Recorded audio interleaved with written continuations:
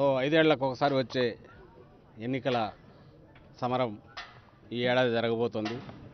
Next 2-3 నెలల్లో ఉంది కాబట్టి అన్ని రాజకీయ పార్టీలు దానికి సమాయత్తం అవుతాయి.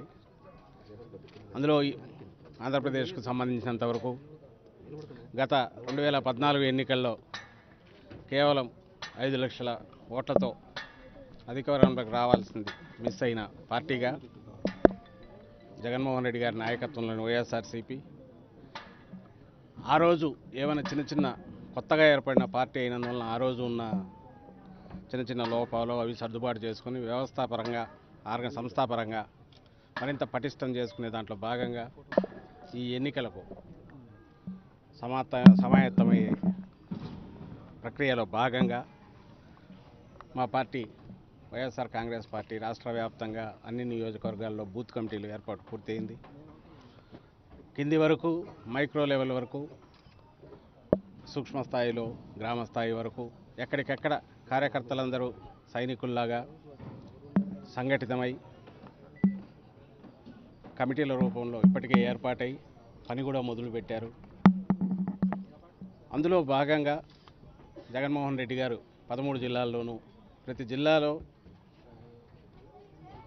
పార్టీ బూత్ కమిటీ సభ్యులు కన్వీనర్లను ఉద్దేశించి వాళ్లతో ఇంటరాక్ట్ అయ్యి దిశానిర్దేశం చేసి ఈ ఎన్నికలను ఎలా ఎదుర్కోవాలి, అందులో అత్యంత కీలకమైన భూమిక పోషిస్తున్న సైనికులు లాంటి పదాధిదళం లాంటి మా బూత్ కమిటీ మెంబర్ల బాధ్యతలు ఏంటి, మొత్తం ఎన్నికల సమరం అంతా కూడా సూక్ష్మ స్థాయిలో వాళ్ళ మీద ఎలా ఆధారపడి ఉంటుంది, గెలుపోటములు నిర్ణయించడంలో వాళ్ళ పాత్ర ఎలా ఉంటుంది, ఇవన్నీ వివరించి కార్యోన్ముఖులను చేయడానికి భాగంగా తొలి సభ సమర శంఖారావం పేరుతో రేపు తిరుపతిలో జరుగుతుంది.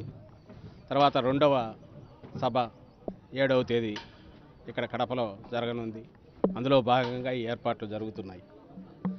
చంద్రబాబు నాయుడు గారి ఆధ్వర్యంలో తెలుగుదేశం పార్టీ 2014లో అన్ని రకాల ఎత్తుగడలు వేసి బహుశా ఎన్నికలలో ఒక రాజకీయ పక్షం చేయరాని పనులన్నీ చేసి, బాధ్యత కలిగిన రాజకీయ పక్షం చేయరాని పనులన్నీ చేసి అబద్ధపు హామీలు ఇచ్చి అప్పటికప్పుడు అవసరార్థం ఏర్పాటు చేసుకున్న పొత్తులతో జనం లేకొచ్చి ఒక నిబద్ధత కానీ ఒక సిద్ధాంతం కానీ ఒక నిజాయితీ కానీ లేని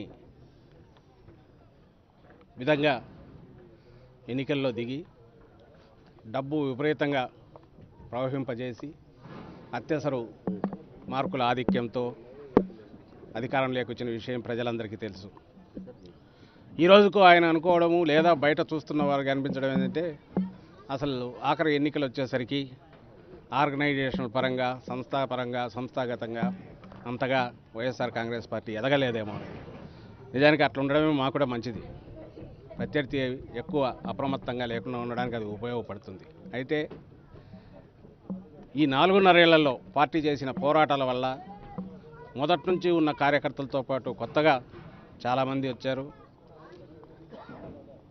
లక్షలాది మంది కొత్త కార్యకర్తలతో జవసత్వాలున్న ఒక నూతన సంస్థ రాబోయే 3-4 దశాబ్దాలు అయినా సరే రాష్ట్రాన్ని బ్రహ్మాండంగా ముందుకు నడిపించగలిగిన సత్తా కలిగిన సంస్థను జగన్మోహన్ రెడ్డి గారు నిర్మించారు.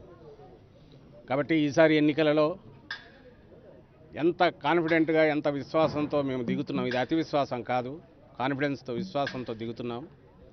ఖచ్చితంగా లక్ష్యం తెలుసు, దాన్ని ఎట్లా తీర్చుకోవాలో తెలుసు, ప్రత్యర్థులను ఎట్లా దెబ్బకొట్టాలనో తెలుసు.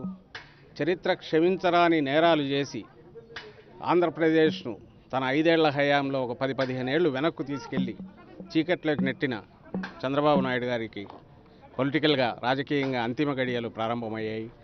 ఇది మా ఈ సభల ద్వారా రేపు ప్రస్ఫుటమవుతుంది, ప్రజలందరికీ తెలుస్తుంది. ఇది కార్యకర్తల వాళ్ళ మనోస్థైర్యం బాగా పెరిగి ఉత్సాహం రావడానికి, అలాగే ప్రజల్లో కూడా జగన్మోహన్ రెడ్డి గారి మీద ఉండే విశ్వాసం, ఆయన 14 నెలల పాదయాత్రతో లక్షలాది కోట్లాది ప్రజల హృదయాల్లోకి ఆయన చొరబడి సాధించుకున్న విశ్వాసం పార్టీ పరంగా కూడా మాకు అది వస్తుంది.